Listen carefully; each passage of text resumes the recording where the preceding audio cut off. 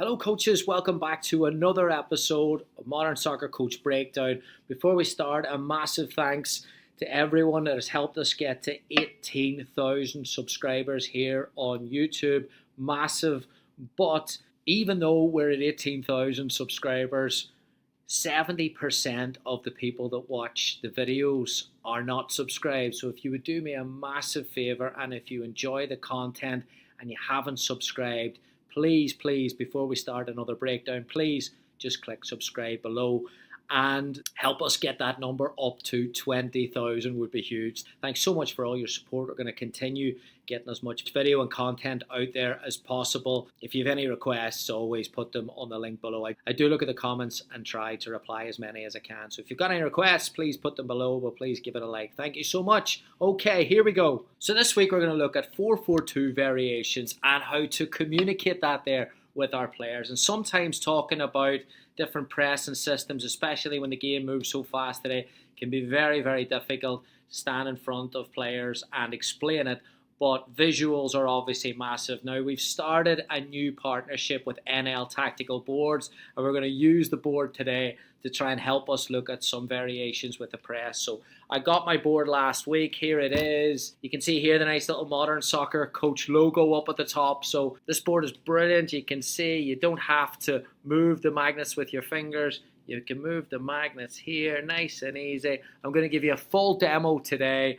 There's a special offer on the link below that has got 20% off. So 20% off NL Tactical Boards. So check out the link below, get your board and check it out for yourself. All right, here we go. 4-4-2 presses.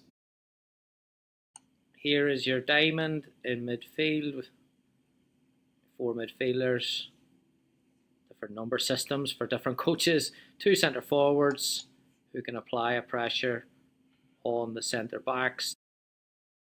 Then you've got your back 4.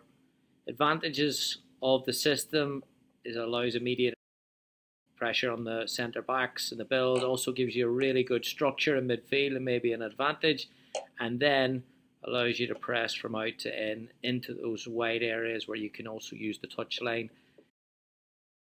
and win the ball in those spaces, and then release defenders or midfielders into those interior channels where people might drop off it. All right, let's look at a few variations now with 4-4-2 press, and this is something that you could do maybe with your team again. If you're going to put one press together, odds are in today's game, 2023, teams are going to have a different solution to it. So you're going to have a plan in place to be able to communicate information to your players live. That's where a tactical board can be really, really helpful to have on the sideline or to have in the locker room. So here are a few variations of 4-4-2 presses that I put up if the opponent changes to what you're doing. Okay, so for this one is more of a traditional 4-4-2 press. Centre backs are pressured by the centre forwards. The number 10 will pick up the number 6. So you've got player for player inside that central area, and probably giving up that wide pass if you're giving up anything. And if that wide pass does go there, you release one of your wide players in the diamond, your 7 or 11. Good thing about the board is you can write and take it out very quickly. If the 7-11 has to go, then the 9 coming across with your 10 and your 8 all compress that area. Back 4 shifts as well. What you do here is you have really, really good pressure on one side of the pitch. Makes it very, very difficult for players the opposition to progress the ball or the opposition to switch the ball. And if you win the ball, 2 big players are very dangerous in transition, which is the weak side forward and the weak side player in the diamond, and they can combine together. If you win the ball, you can release them in transition. All right, so this time, what if the opponent adapts and decides to play with 2 6s in a 4-2-3-1 or whatever the system is?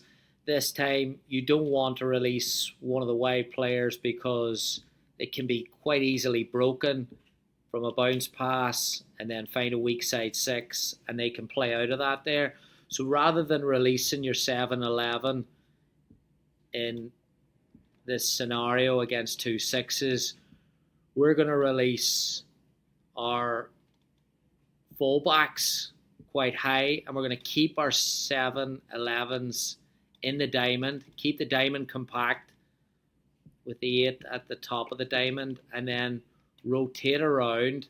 And depending on your preference, you can drop that 6 lower, or you can drop the 6 lower and drop your weak side 7-11 lower and deeper as well to create almost a box in there if you want to maintain that shape in midfield.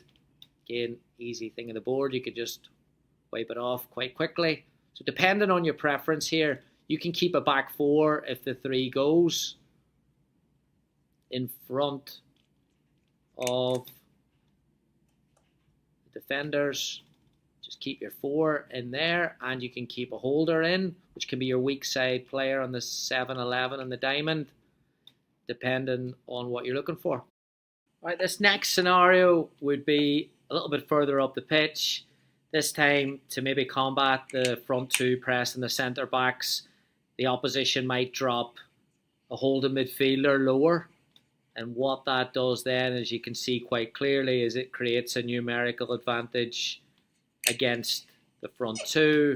So essentially gives the opposition this overload and then may impact the pressure that you can get on the ball initially higher up the pitch. One of the advantages again of the board is you can mark on it very quickly, wipe it off.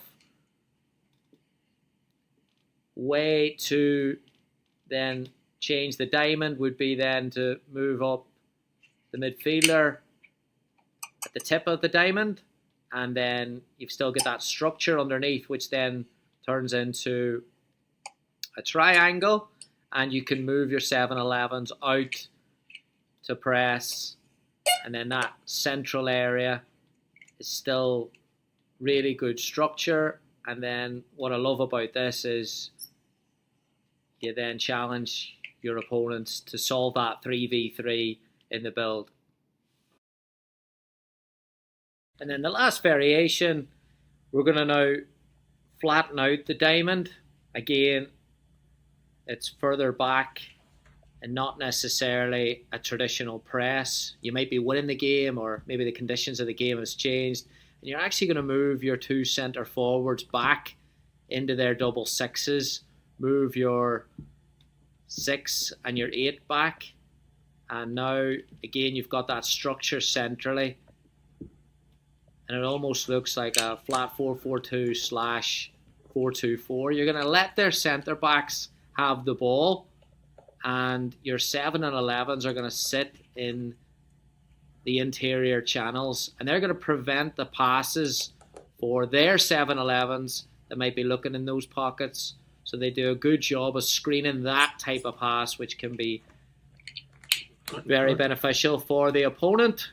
We're going to take that away and again keep that structure inside and show the opponent outside. And then when you win the ball, you've got a really good picture in transition.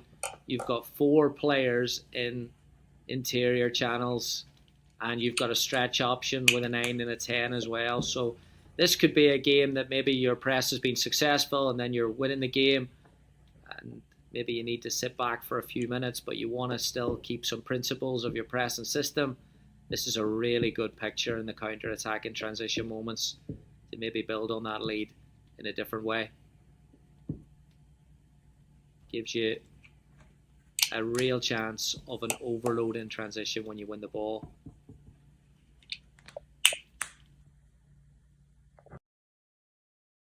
So there you have it, coaches, a live demo on the NL Tactical board. Very, very easy to use. You'll never lose a magnet. The magnets don't fall off. You can see, you can draw on it, and you can move with the magnets alongside it.